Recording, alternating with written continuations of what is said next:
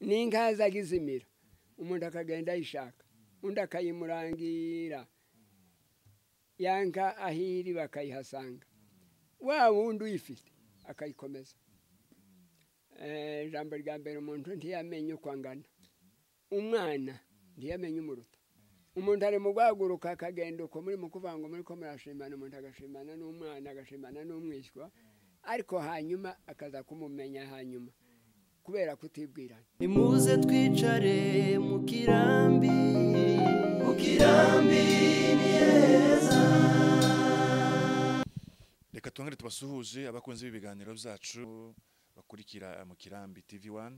Kuri mikrofone ndikega turi kumwe n'umusaza hano mubona kuri kamera. Reka musabe kugira ngo atwibwire, atubwire amazina yiwe, atubwire umurara wiwe, atubwire aho yatuyiriye ya ruguru, atubwire n'imyaka yiwe hanyuma tuganire.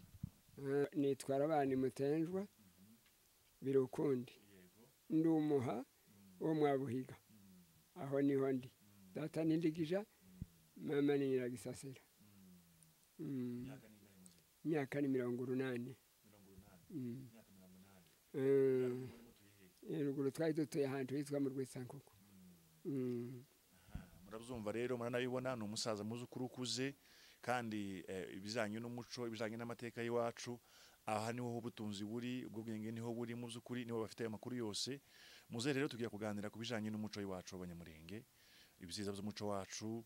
umuco wacu ukuntu wari uteye, abana bato bakeneye kubimenya, hanyuma uko umuco wagiye uhinduka, ndetse tuza no gusoza dutanga inama ku bagerageza kwica umuco cyangwa se kuja hirya y'umuco. Reka dutangire tubaza ngo mbese umuco w'Abanyamulenge wa kera warangwaga n'iki, warebaga umunyamulenge ukamurebera kuki? Umuco warangwaga n'ubufura. Ubufura nabwo ntibwataruraga ngo buvuge ngo uyu ni uwacu yusu uwacu. Umuntu yarasonzaga akegera imfura, umuruta akegera undi akabimuha. Yimba ashonje, nimba yabuza umwenda wo kwambara, nimba yabuze icyarya, wa wundi umuruta wamutunze akamuhereza inka akajya kwirya, akamuha umwambaro akambara. Uwo ni umuco umwe wahabaga. Bo umuco wa kabiri kwari ugusaba, ugasabira umuntu ukamusaba umugeni. Nanone wagaya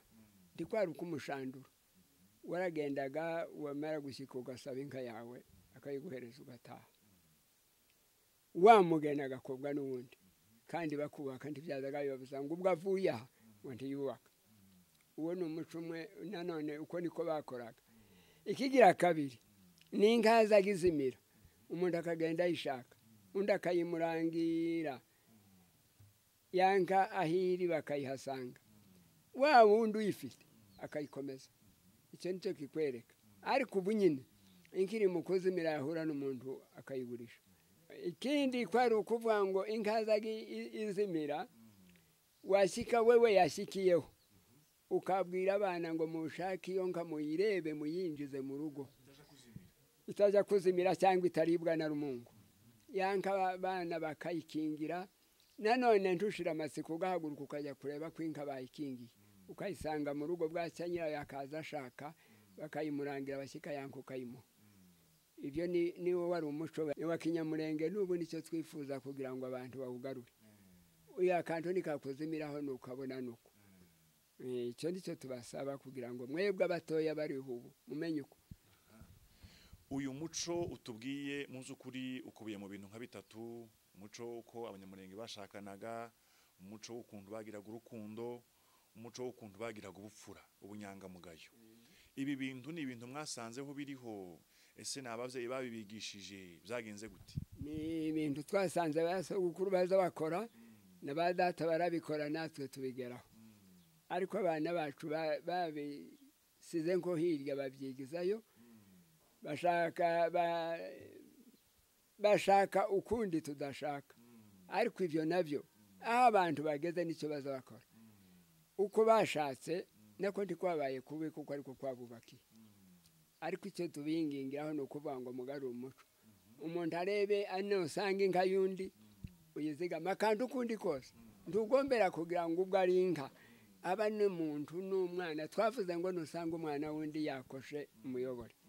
icyo nicyo twifuza kugira ngo nanone abantu basubire mu mucyo nuko ico gihe uvuze ko abavyeyi babigishije uwo muco kandi namwe murawufata ndetse mutangira namwe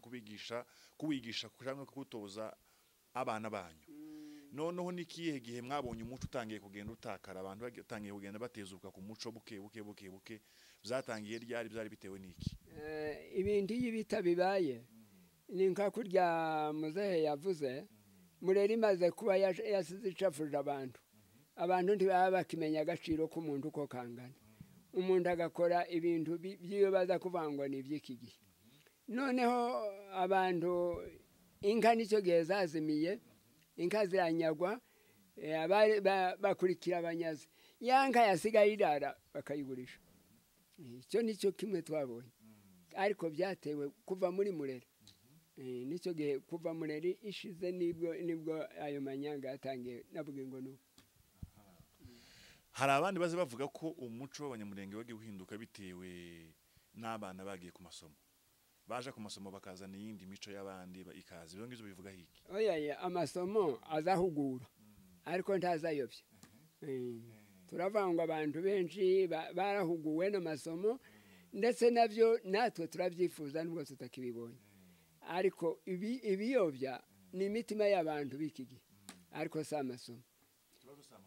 ikibazo si amasomo tubwire mu bintu nk'abingahe ukavuga ati ibi bintu nza nitegereza nkabona uyu muco waratakaye ngibi z'urukundo n'ibiki ibintu uzubona umuco watakayeho cyane n'inkibihe ibintu byatakaje umuco ijambo rya mbere umuntu ntiyamenye uko angana umwana ntiyamenye umuruta icyo nicyo twifuza kugira ngo kandi umuruta akagombera ngo none ni se oya umubyeyi wese ungana na so nuko umufate nka so umubyeyi ungana na nyoko umufate nka nyoko umwana ungana n'uwawe umufate nk'uwawe ibyo uwo ni wo muco ariko icyabaye kibi nuko umuntu ari umwana w'umukobwa ari umwana w'umuhungu yagiye mu magambo ataraye nicyo gituma tuvuga ngo ayo si amasomo bwabaye ubusango ihangane kubaze gatoya ku bintu bijanye n'umuco wa kera wo kwibwirana mu Banyamulenge umunyamulenge guhura n'undi aragiye akaba tomutambuko atamwibwiye uruwande kuraja hehe ibyo bintu zo bivuga hiki Muzeh ibyo nubu ndacyavuga ngo abantu bose bahugurane nubu babikomeze uri mu guhura n'umuntu akakwihora agatambuka ariko icyo dusaba agasa naho mwatonganye cyangwa se si corona ariko turababwiye ngo umuntu wese nazaza ahura n'umuntu ereguza wibwira umuntu bwacya akazanagukiza mugabo ijambo ryo kwibwirana ni ryiza murikomeze kandi tuzagume turijyane icyo nicyo duhaye tubihugurira abana batoya ngo mugaruke musubire muri uwo muco wanyu nuhura n'uwanyu mubaze ngo uruwahe akwibwira impamvu umuntu ari mu guhaguruka akagenda uko muri mu kuvuga ngo muri ko murashimana umuntu agashimana n'umwana agashimana n'umwishywa ariko hanyuma akaza kumumenya hanyuma kubera kutibwirana ariko nimwibwirane nuhura n'umwana w'umuhungu mwibwire nuhura n'umukobwa umwibwire murakoze nibyo birumvikana n'ukuri birumvikana cyane kandi izi ni impuguro zijanye n'abakiri batoya bo muri iyi minsi uretse ko n'abakuru nabo baragenda batakaza umuco bose birabareba nigeze kumva umwana umwe mu bihugu byo hanze umwana w'umukobwa ufite imyaka 12 bamubaza ngo urumuki aravuga ngo numusinzira ngo umusamba urumva nawe ahantu ibintu bigeze Muzeh kubera ko ise ngo numusinzira nyina akaba umusama noneho garabicanganya aravuga ngo jewe ndumusinzira w'umusama urumva nayo ibintu bigeze Muzeh ibyo nukudahugurwa ngo abantu bazasubirwa mu muco wabo abantu baganirizwe umuntu abimenye umuntu azabwira umuntu ngo turavukana nanaka uriya mubona turavukana ariko ndi mukubona biki gihe umuntu agatambuka aza kuvuga ngo ni papa mudogo agahakeraho tamubwiye ngo se nuwahe iryo jambo mubanze muri kiranure neza umuntu azamenye uwo bavukana banku dufasha nk'abantu bazakurikira ikiganiro ube nk'utubwira uko mu Kinyamulenge bazabibwirana ndikanaka wakanaka ugenda ugire nko kwisekuruza nk'abingahe kugira ngo ubwire umuntu kandi akumenye njyewe reka mbayihereho ndambabwira iyo duhuye nkamubwira ngo njyewe nitwa Mutendwa Birukundi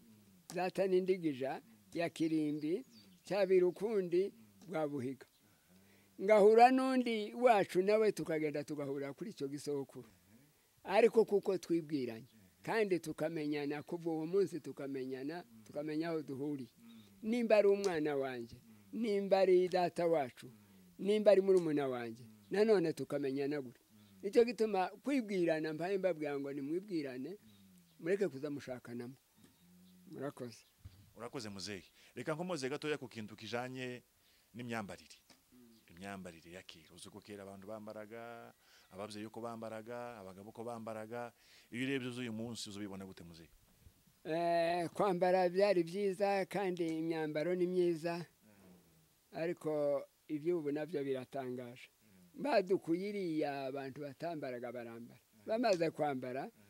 ubu nyine umuntu ari mu gutwara ihuzu mu maguru ntayambara icyo ni ikibazo kimwe duhaye dutekereza tukavuga ngo mubireke ihuzu ifite umuka bakagenda yifatishije amaboko turavuze ngo ni ukuri abana batoya nibo bazababwirwa bakumva mu gusubiza abantu mu ngero mwebwe abatoya gusubiza abantu mu ngero umuntu yambara ihuzu ayishyire mu rwambariro icyo ni cyo kizima kihari imyambarire y'abakobwa n'abadamu imyambarire y'abakobwa yabaye mibi ni nk'iy'abahungu nta muzima urimo muri abo ngabo ariko abagore bariko barambara tukabona ko bambaye nimwigisha abana banyu bambara murakoze murabyumva rero inama z'umusaza ni ibintu byiza muzukuri kandi bigaragara ibyo avuga ni ubuzima bwa buri munsi tugenda ducamwo imyambarire bira byose nibyarangaga umuco w'Abanyamulenge kwibwirana wa muco w'urukundo hanyuma Muzeh ku muco w'urukundo haraho wavuze ngo wigeze gukomoza ko nta muntu wazaga ugira inka ngo akame inka aziko hari umuntu udafite inka utafite amata y'abana ico kintu ugira ikintu kitubwiraho noneho tugihuze n'ubuzima bw'uyu munsi twavuze ngo umuntu yabaga umukene akegera umutunzi akamutiza amata ntibwari n'ubutunzi gusa n'undi wese umurushije wakamaga inka zibiri yazisangiraga n'uwundi ariko ubu nyine umuntu yarasigaye akama inka nimba akamye inka 5 agafata amata akayagurisha uriya ariko araruka inzoka urabona se ko atomwifuriza kugira ngo n'izo nka ziwe zihure n'ibibazo ariko iyo uragiye inka kandi iyo uyikamye uzabanza kuyifuhira nayo ikazagira amahoro twinginga abantu kugira ngo nibasubire mu muco izirazo n'intambara zizashira ariko umuco ni ugoye dusubire mu muco umuntu ukama inka zibirahereza ubundi bazikamane murakoze ibi byose uzubona byo guta umuco byo kugira gute ubona hari aho bifitanye na wa muco wuko wa muco wacu w'Abanyamulenge wo kwicara mu kirambi washize watambutse umuco wo kwicara mu kirambi warashize impamvu yabimaze nibyo nuko umuntu akaminka undi ahayanywa amazi nuko agurisha amata undi ayintayafite icyo ni kimwe reka tukegekaho ikigira kabiri tugarutse kuri wa wundi udafite amata n'abafite umwana kera umuntu yazaga agenda n'undi akahura inka akazahura nubwo atari iziwe akaziragira akazicyura akazikama ariko ubu inka ziri mu kuza kwahuka akahura iyiwe agasiga iyindi aho ngaho urabona ngo abantu basangiye burya ububi bwose ufite amata yayimye uwundi ufite abana yabimye undi abana bari abacu ariko ubu ni abumwe umuntu yaragiraga inka akaziragira ari izabo ariko ubu si izacu icyo ni cyo gituma twinginga abantu kugira ngo bagaruke mu muco mwakoze murabyumva rero ikirambi nico kintu cyatakaye kuganira abantu bakavuga ati we kemura ikibazo cakanaka kemura cakanaka kanaka ndakwiye kuburara uwo muco wo mu kirambi nico twaye dushaka kugarura nibyo biganiro muzobona hano mu Kirambi TV umunsi ku munsi biza mu buryo butandukanye abasaza abatoya kugira ngo tugarure wa muco wo guhuza imbaraga n'umuco w'Abanyamulenge hanyuma dusoza Muzeh ndagira ngo utanga ubutumwa kuri aba bantu batoya ubutumwa bwo kugira ico basaba bijanye no kugarura umuco muri rusangi twatanze umuco kuvuga ngo reka duhere hano dusozereje twavuze ngo umuntu wese mwambare nk'uko bisanzwe umuntu asubize ihuzu mu rwambariro ayambare ntayitware mu ntoki icyo ni ikibazo n'ubundi gitera abantu ikibazo ikigira kabiri nanone wa wundi umuco aho uzuba twavuze ngo ni ugusangira umukira asangire n'umukene